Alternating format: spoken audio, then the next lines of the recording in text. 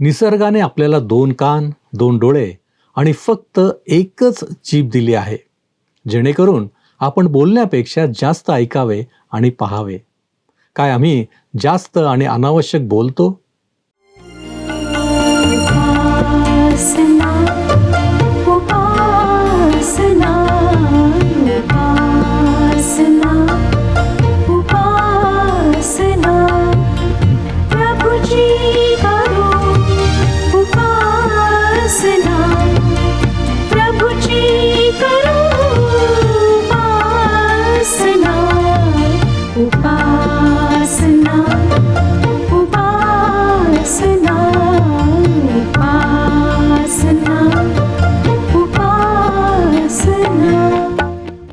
आमच्या जीवाचे रक्षण करणाऱ्या प्रेमळ येशूच्या पवित्र नावात आपणा सर्वांचे उपासना कार्यक्रमामध्ये हार्दिक स्वागत. प्रियांनो, मनुष्याला देवाकडून मिळालेले वरदान म्हणजे त्याला बोलता येणे. सर्व निर्मितीत मनुष्य हा श्रेष्ठ वाटतो. यासाठी अनेक कारणे आहेत. तसेच मनुष्य बोलू शकतो, आपले विचार मांडू शकतो. मराठीमध्ये एक म्हण आहे, उचलली जीभ आणि लावली टाळ्याला. म्हणजे न विचार करता, त्याचा काय परिणाम होईल हे न पाहता जे मनात येईल ते बोलणे. विशेष म्हणजे असे करणारेही बरेच जण असतात. प्रियांनो, आजच्या अध्ययनात आम्ही पाहणार आहोत की दाविदाचा याबाबत काय अनुभव होता. जिभेद्वारे त्याने काय केले. दुष्टांच्या समृद्धीबद्दल काय आम्ही चिंता करावी किंवा मत्सर करावा, यांची उत्तरे आपण पाहणार आहोत. तर मग चला प्रियांनो, आपण आपल्या अध्ययनाची सुरुवात करूया. श्रोत्यानो, आम्ही 37व्या स्तोत्राला मागच्या कार्यक्रमामध्ये सुरुवात केलेली आहे आणि आज 9व्या वचनापासून पुढची वचने आम्ही अभ्यासणार आहोत. स्तोत्रसंहिता 37 अध्याय. नववचन सांगतं, दुष्कर्म करणाऱ्यांचा उच्छेद होईल, पण परमेश्वराची प्रतीक्षा करणारे पृथ्वीचे वतन पावतील. परमेश्वर त्याची प्रतीक्षा करणाऱ्यांना पृथ्वीचे वतन दिल्याशिवाय राहणार नाही आणि त्यावेळेस दुष्कर्म्यांचा उच्छेद होईल. 11वं वचन पुढे सांगतं, पण लीन जन पृथ्वीचे वतन पावतील, ते उदंड शांती सुखाचा उपभोग घेतील. आजच्या जगाकडे, श्रोत्यानो, परिस्थितीकडे जर आम्ही पाहिले तरी ह्या वचनावर कोणाचा सहजासहजी विश्वास बसणार नाही. परंतु हे वचन देवापासून आहे व ते पूर्णत्वास जाईल. 14 आणि 15 वचने पुढे सांगतात, दीन दुबळ्यास पाडावयाला, सरळ मार्गाने चालणाऱ्यांचा वध करावयाला दुर्जनांनी तरवार उपसली आहे व धनुष्य वाकून सज्ज केले आहे. त्यांची तरवार त्यांच्याच उरा शिरेल आणि त्यांच्या धनुष्यांचा चुराडा होईल. श्रोत्यानो, दुष्कर्मी ज्या मार्गाने चालतील त्याच मार्गाने त्यांचा घात होईल. 16वं वचन पुढे सांगतं, नीतिमानाचे अल्पधन अनेक दुर्जनांच्या विपुल धनापेक्षा उत्तम आहे. लक्षात घ्या श्रोत्यानो, ही गोष्ट स्पष्ट करण्याचे कारण नाही, कारण कष्टाच्या मिळकतीमध्ये जे सुख समाधान असते ते हरामाने मिळवलेल्या पैशात नसते, कारण ते मिळवण्याच्या प्रयत्नांना कसे झाकावे याची ते मिळवणाऱ्याला सारखी चिंता असते. 20वे वचन पहा, दुर्जन तर नाश पावतील, परमेश्वराचे वैरी कुरणाच्या क्षणिक शोभेसारखे होतील. ते नाहीसे होतील, ते धुरासारखे नाहीसे होऊन जातील. दुर्जन एक दिवस नष्ट होणार आहेत. त्यांच्या भरभराटीमुळे अस्वस्थ होऊ नका. 23वं वचन, परमेश्वर मनुष्याची गती स्थिर करीतो आणि त्याचा मार्ग त्याला प्रिय आहे. चांगल्या माणसाला परमेश्वर मार्गदर्शन करतो आणि तो त्याला येशू ख्रिस्त म्हटलेल्या खडकावर स्थिर करतो आणि तो त्याच्याविषयी संतोष पावतो. श्रोत्यानो, तुमच्या आईने किंवा वडिलांनी तुमच्याविषयी संतोष पावावा, आनंदित व्हावे असा अनुभव तुम्हाला आला असेल. तुमच्या आईवडिलांना तुमचा अभिमान वाटावा, तुमच्याविषयी त्यांना विशेष वाटावे असे कधी झाले आहे काय? असेलच, आणि त्यावरून तुम्ही परमेश्वराच्या आमच्याविषयी आनंदित होण्याच्या कल्पनेला समजू शकता. तुमच्याविषयी परमेश्वर हा संतुष्ट आहे काय? त्याला आवडतील, संतोष देतील अशा गोष्टी तुम्ही जाणीवपूर्वक करता काय? दावीद 37वे स्तोत्र आणि 29व्या वचनात म्हणतो, नीतिमान पृथ्वीचे वतन पावतील, तिच्यात ते सर्वदा वास करतील. या वचनावरून आम्हाला समजतं की परमेश्वराने अब्राम व त्याच्या संतानाला दिलेले अभिवचन तो पूर्ण करणार आहे. त्यांना त्याने या पृथ्वीवरच्या जीवनाविषयी आशीर्वाद दिलेत, परंतु आम्हाला त्याने आत्मिक आशीर्वाद दिले आहेत. कोणी जर तुम्हाला असे म्हणत आहे की परमेश्वर भौतिक आशीर्वादांनी आम्हाला भरपुरी देतो, तर तसे म्हणणे अयोग्य आहे. ही गोष्ट खरी आहे की काही ख्रिस्ती लोकांना त्याने भौतिक आशीर्वाद दिलेले आहेत, परंतु हेही खरे आहे की त्याचा उपयोग देवाच्या सेवेसाठी व्हावा अशी त्याची इच्छा आहे. 37 स्तोत्र 37 आणि 38 वचने वाचूया. सात्विक मनुष्याकडे लक्ष दे, सरळ मनुष्याकडे पहा. शांतिप्रिय मनुष्याचा वंश टिकून राहील. पातकी तर पूर्णपणे नष्ट होतील, दुर्जनांचा वंश छाटला जाईल. श्रोत्यांनो, सात्विक मनुष्याचे लक्ष परमेश्वराकडे असते व तो देवावर भरोसा ठेवतो. त्याच्यावर त्याची श्रद्धा असते आणि त्याला शेवटी शांती प्राप्त होते. परंतु दुर्जनांचा नाश म्हणजे काळ्या दगडावरची रेघ आहे. परमेश्वर आम्हाला या स्तोत्राद्वारे फार दिलासा देऊन बोधही करतो. तो आम्हाला पुढे प्राप्त होणाऱ्या प्रतिफळाची जाणीव करून देतो. आता आपण 38व्या स्तोत्राला सुरुवात करूया. शारीरिक आजाराच्या निमित्ताने या स्तोत्रकर्त्याने आपली पाप कबुली दिली आहे. हे स्तोत्र दाविदाची पाप कबुली आहे आणि ते त्याच्या आजाराविषयी देखील आहे. दावीद कसल्याशा आजाराने ग्रस्त आहे. त्याच्या या आजाराची कोठे नोंद नाही, परंतु त्या आजारातून बाहेर पडल्याबद्दल तो देवाचे आभार मानित आहे. 38 स्तोत्र पहिले वचन वाचूया. हे परमेश्वरा, क्रोधाने मला शासन करू नको, संतापून मला शिक्षा करू नको. एखाद्या लहान लेकराने आपल्या चुकीचा पश्चाताप करावा आणि त्याविषयी त्याला जी शिक्षा होत आहे तिच्याविषयी कळवळून आपल्या आईला म्हणावे, कृपा करून मला शिक्षा करू नको, मला दूर लोटू नकोस. तसेच दावीद या ठिकाणी म्हणत आहे. त्याचे व परमेश्वराचे नाते इतके जवळचे आहे. 2 आणि 3 वचनात तो म्हणतो, तुझे बाण माझ्या देहात खोल रुतले आहेत. तुझ्या हाताच्या भाराने मी दबलो आहे. तुझ्या कोपामुळे माझ्या अंगी आरोग्य राहिले नाही. माझ्या पापामुळे माझ्या अस्थित स्वस्थता नाही. श्रोत्यांनो, ह्या ठिकाणी आम्हाला दिसतं की कशा प्रकारे दावीद आपली परिस्थिती परमेश्वरासमोर मांडत आहे. दावीद आपल्या अपराधाच्या जाणीवेने खरोखर अनुतप्त झाला आहे, भग्न हृदयी झाला आहे आणि त्याला ठाऊक आहे की त्याच्या आजाराचे कारण त्याचे पाप आहे. 4 वचन, कारण माझे अपराध माझ्या डोक्यावरून गेले आहेत, जड ओझ्याप्रमाणे ते मला फार भारी झाले आहेत. श्रोत्यानो, तुम्ही व मी आत्मिकरित्या फार अशक्त आहोत. आम्ही कोणतीही ओझी स्वतःच्या शक्तीने पेलू शकत नाही आणि विशेष म्हणजे पापाचे ओझे तर आम्ही अजिबातच पेलू शकत नाही.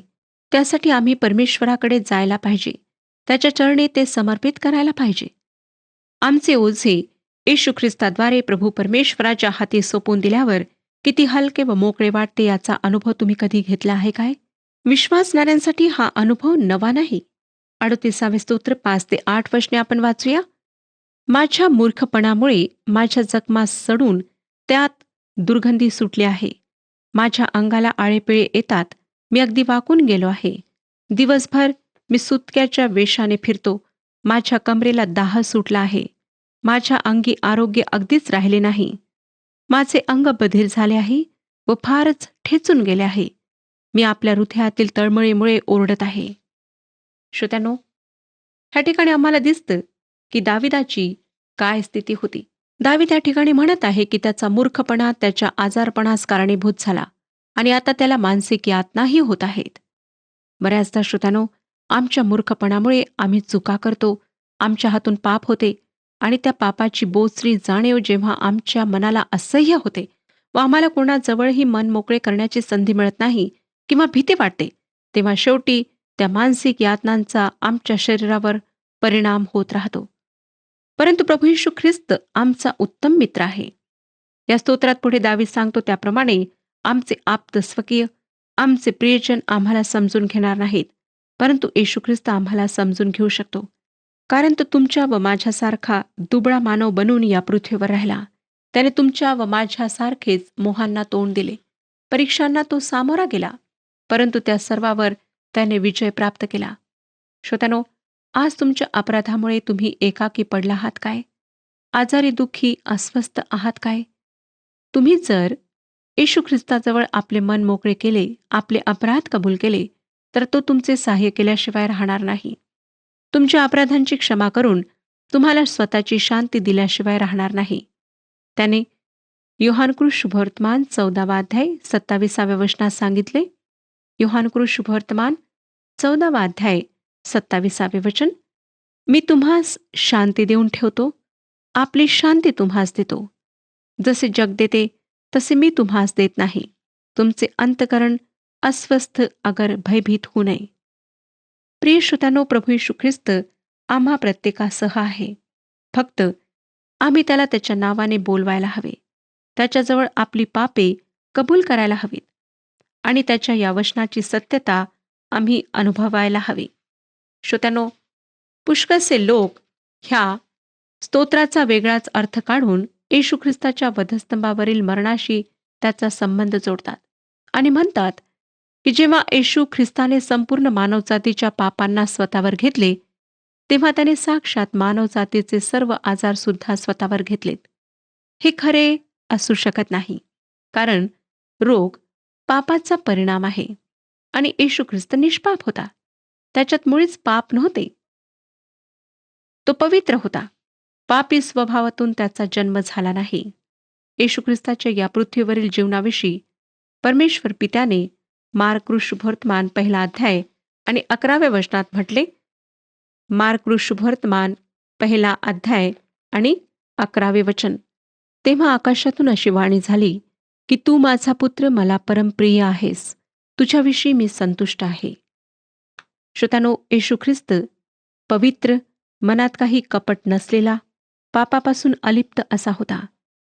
जर तो रोगाने पिडलेला असता तर निष्कलंक असा देवाचा कोकरा म्हणून त्याचे बलिदान योग्य ठरले नसते.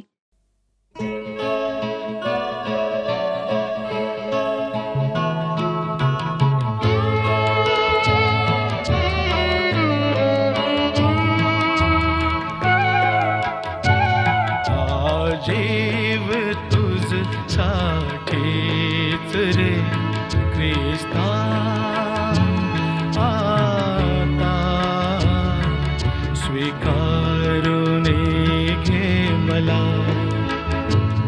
आलो मी तव दारीच रे ख्रिस्ता,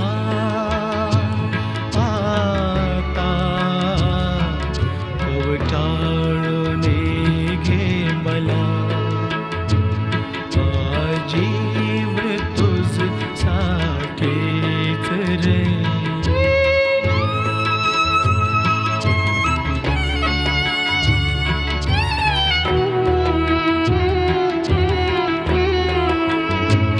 जगी नाही कोणी भेटला, जीवलग सखा तुझ सारखा.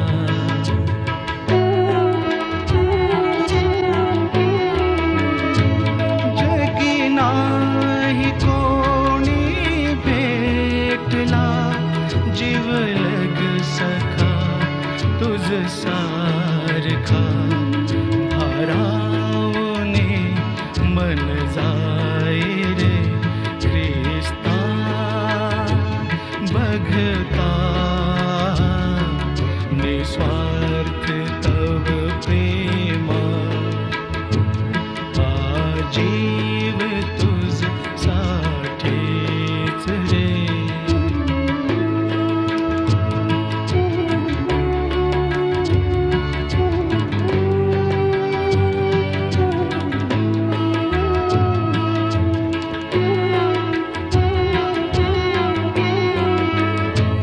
हे पाप माझे आजला, ने कुठे नकळे मला.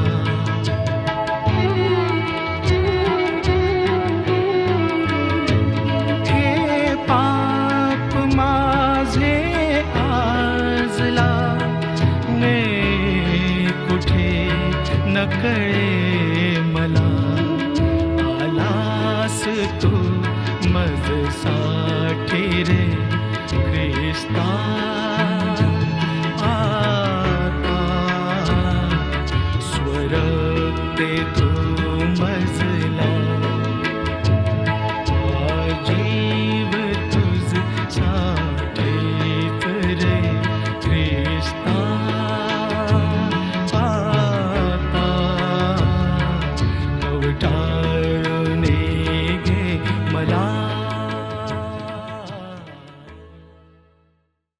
रोग, आजार, पापाचा परिणाम होय.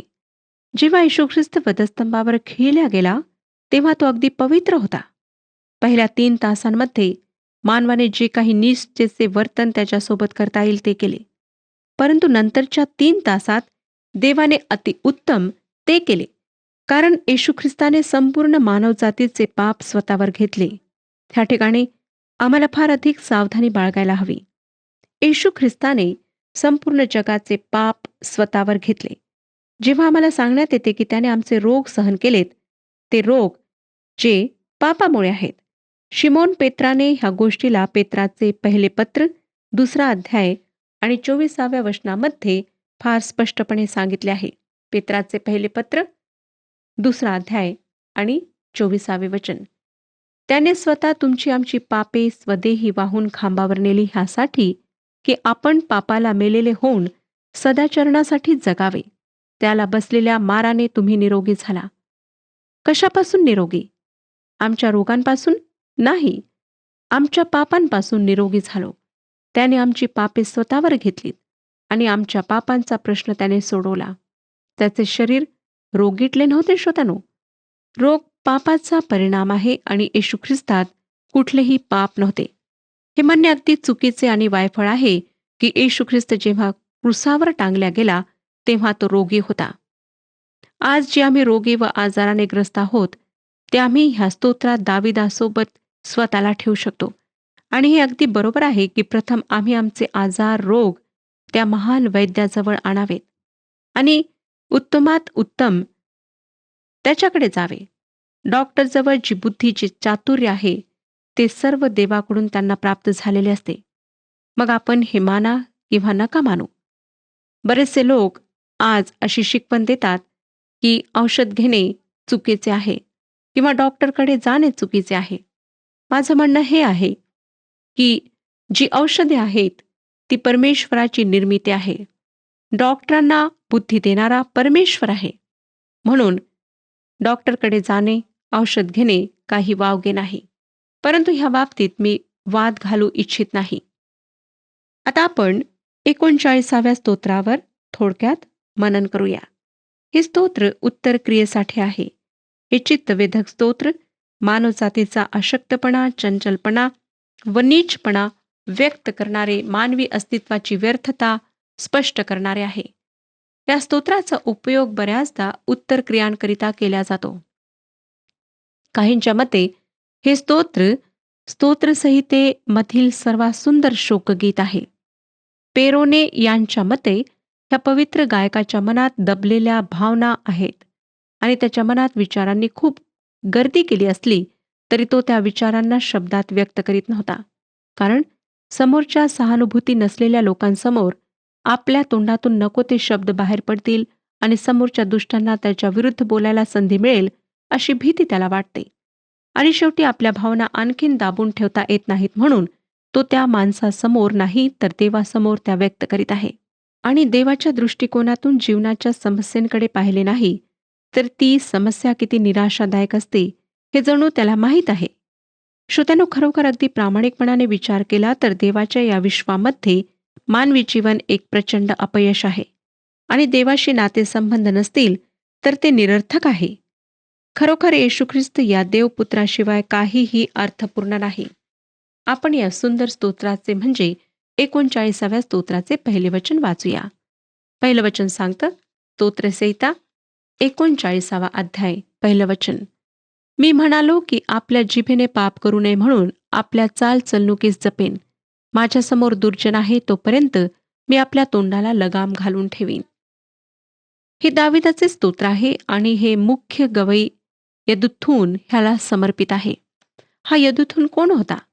बहुतेक त्यानेच ह्या स्तोत्राचे संगीत लिहिले असावे.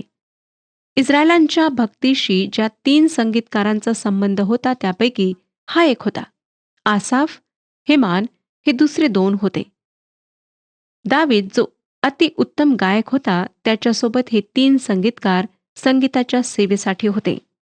हे स्तोत्र असे आहे की ह्यात व्यक्त झालेल्या भावना दाविदाला जगासमोर व्यक्त करण्याची इच्छा नव्हती. 2 आणि 3 वचनात तो म्हणतो, मौन धरून मी गप्प राहिलो, बरे देखील काही बोललो नाही. तरी माझ्या दुःखाने उचल खाल्ली. माझे हृदय आतल्या आत संतप्त झाले. मला ध्यास लागला असता माझ्यामध्ये अग्नी भडकला. तेव्हा मी आपल्या जिभेने बोललो. या प्रकारचा अनुभव आजही आमच्यासाठी नवा नाही श्रोत्यानो. कित्येक लोकांना आपले हृदय व्यक्त करायला आवडत नाही. ते आतल्या आत कुढत राहतात. आणि दाविदाला जेव्हा हे कुढणे असह्य झाले तेव्हा तो परमेश्वराजवळ बोलला. तो काय बोलला ते आपण 39 स्तोत्र 4 वचनात वाचूया. हे परमेश्वरा, माझा अंतकाळ केव्हा आहे व माझे आयुष्यमान किती आहे हे मला समजू दे, म्हणजे मी किती नश्वर आहे हे मला कळेल. दाविदाला मानवाची नश्वरता ठाऊक आहे. तो विचारतो, या जीवनाचा हेतू काय आहे? आमच्या अस्तित्वाला कशामुळे अर्थ प्राप्त होतो? आजची तरुण मुले हाच प्रश्न विचारत आहेत. त्यांना जीवनात काहीच अर्थ दिसत नाही. वेगाने होणारे औद्योगिकरण, शहरीकरण, परदेशांचा प्रभाव, वाढता तणाव, धावपळीचे खडतर जीवन व अनेक गुंतागुंतीच्या समस्या, या सर्वांमुळे त्याच्यासमोर प्रश्न निर्माण झाला आहे की या जीवनाचा काय अर्थ आहे? दाविदाने हाच प्रश्न विचारला. श्रोत्यानो, तुम्ही ख्रिस्ती आईवडील आहात, तर तुमच्या मुलांच्या असल्या प्रश्नाला तुम्ही काय उत्तर देता? तुमच्याजवळ योग्य उत्तर आहे काय? आपल्या मुलांना ध्येय असलेल्या अर्थपूर्ण ख्रिस्ती जीवनाची दिशा तुम्ही दाखवू शकता काय? त्यांच्या जीवनातल्या देवाच्या योजनेविषयी तुम्ही त्यांचे मार्गदर्शन करू शकता काय? खरे ख्रिस्ती जीवन जगा असा त्यांना उपदेश करताना तुम्ही स्वतः ख्रिस्ताला ओळखता काय? जर या सर्व प्रश्नांची तुमच्याजवळ नकारार्थी उत्तरे असतील तर तुम्ही तुमच्या मुलांना जीवनाच्या योग्य मार्गाने नेऊ शकणार नाही. 39 स्तोत्र 5 वचन पहा. पहा, तू माझे दिवस वीतभर केले आहेत. माझ्या आयुष्याचा काळ तुझ्यापुढे काही नाही. एखादा मनुष्य कितीही खंबीर असला तरी तो श्वास रूपच होय हे खास. श्रोत्यानो, स्पष्ट आहे की मानवी जीवन पाण्याच्या बुडबुड्याप्रमाणे क्षणभंगूर आहे. मानव कितीही बलवान असू द्या, त्याचे जीवन निरर्थक आहे. पुढे 6 वचनात दावीद म्हणतो, खरोखर मनुष्य छायेसारखा फिरतो, जिभेने तो उगीच धामधूम करीतो. तो धन साठवितो, पण ते कोणाच्या हाती लागेल हे त्याला ठाऊक नाही. देवहीन असलेल्या मानवी जीवनाचा बारकाईने विचार केला तर आम्हाला सर्व निरर्थक व व्यर्थ आहे असे जाणवते. आमचा पैसा, संपत्ती, प्रतिष्ठा या सर्व गोष्टी व्यर्थ आहेत. 7व्या वचनात दावीद देवाला प्रश्न विचारित आहे. तो म्हणतो, तर आता हे प्रभू, मी कशाची अपेक्षा करू? माझी आशा तुझ्यास ठायी आहे. दावीद या व्यर्थतेपासून देवाकडे वळला. तुम्ही जर देवाकडे वळला नाही तर तुम्हालाही तुमचे जीवन व्यर्थ असे वाटेल. 8 आणि 9 वचने पुढे. माझ्या सर्व अपराधांपासून मला सोडीव, मला मूर्खांच्या निंदेस पात्र करू नको. मी मौन धरिले आहे, आपले तोंड उघडीत नाही, कारण हे तूच केले आहे. श्रोत्यानो, दावीद जमावाच्या टीकेमुळे व त्याचे हे विचार निराशाजनक आहेत म्हणून आपले तोंड बंद ठेवून बसला आहे. 10व्या वचनात तो म्हणतो, तुझा प्रहार माझ्यावरून दूर कर, तुझ्या हाताच्या तडाख्याने माझा क्षय होत आहे. दाविदाला परमेश्वराच्या शिस्त लावणाऱ्या शिक्षेची जाणीव आहे. त्याच्या जीवनातल्या त्या शिक्षेचा हेतू त्याला माहीत आहे. आमचा जीवनाविषयीचा, त्यातल्या घटनांविषयीचा दृष्टिकोन योग्य असणे खूपच आवश्यक आहे. श्रोत्यानो, मृत्यू येणे, मातीस माती मिळणे हा आमच्या जीवनाचा शेवट नाही. आमचा जीवनाचा शेवट मृत्यूमध्ये नाही. 12वं वचन पहा. हे परमेश्वरा, माझी प्रार्थना ऐक, माझ्या धाव्याकडे कान लाव. माझे अश्रू पाहून उगा राहू नको, कारण मी आपल्या सर्व पूर्वजांप्रमाणे तुझ्यापुढे परदेशीय व उपरी आहे. श्रोत्यानो, आम्ही या पृथ्वीवर असे काही वावरतो की जणू काही पृथ्वीच आमची कायमची वास्तव्याची जागा आहे. पण आम्ही हे विसरतो की ख्रिस्ताचे अनुयायी असल्यामुळे आम्ही या जगात परके व प्रवासी आहोत. आमचे नागरिकत्व स्वर्गाचे आहे. आम्हाला सार्वकालिक जीवनाची आशा आहे. 13व्या वचनात नंतर शेवटी दावीद म्हणत आहे, मी येथून जाऊन नाहीसा होण्यापूर्वी आनंदित व्हावे म्हणून माझ्यावर असलेली तुझी क्रोधदृष्टी काढ. तो म्हणत आहे की माझे जीवन असे असू दे की त्यामुळे लोक तुझ्याकडे येण्यापासून परावृत्त होणार नाहीत, तर त्यांनाही सार्वकालिक जीवनाची उत्सुकता वाटेल. अनेकदा श्रोत्यानो, विश्वासणारे म्हणून आम्ही साक्ष देतो. येशूला आमचा तारणारा म्हणून आम्ही कसे स्वीकारले हे आम्ही लोकांना सांगतो. पण आमचे वर्तन त्यानुसार आहे की नाही हे आम्ही पारखायला हवे. मला बराच अनुभव आहे की लोक साक्ष देतात आणि नंतर काही दिवसांनीच त्यांचं जीवन पहिले जसं होतं तसंच राहतं. त्यांच्यामध्ये कुठलाच फरक जाणवत नाही. आज स्वतःच्या जीवनाचं परीक्षण करा आणि पहा की काय येशू ख्रिस्ताला जीवन समर्पित केल्यानंतर तुमच्या स्वभावामध्ये, तुमच्या वर्तणुकीमध्ये, तुमच्या कार्यांमध्ये फरक आलेला आहे किंवा नाही, किंवा आपण तसंच जीवन जगत आहात. जर असं आहे श्रोत्यानो, तर तुम्ही स्वतःला धोका देत आहात.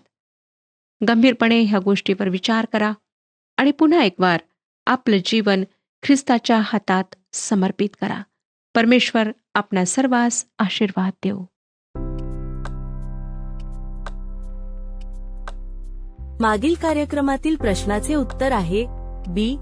जुन्या करारामध्ये परमेश्वराने विश्वासणाऱ्यांना भौतिक आशीर्वादांचे अभिवचन दिले. आजचा प्रश्न, काहींच्या मते कोणते स्तोत्र स्तोत्रसंहितेमधील सर्वात सुंदर शोकगीत आहे? ए. 37, बी.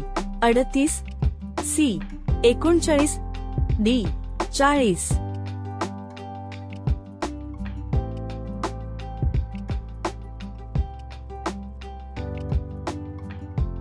प्रियांनो, या प्रश्नाचे उत्तर उद्या सकाळी 6 वाजण्याच्या आधी पर्याय ए, बी, सी किंवा डी लिहून आपले नाव, पत्ता आणि ठिकाण यासोबत मोबाईल नंबर 7021474742 वर SMS किंवा व्हॉट्सॲप करा.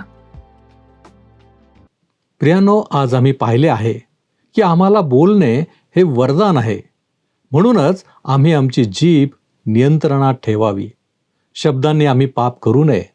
शारीरिक आजार वेदनामय जरी असले तरीही आम्ही क्षमा आणि पश्चाताप यांच्याद्वारे प्रभूच्या जवळ जाणे आवश्यक आहे.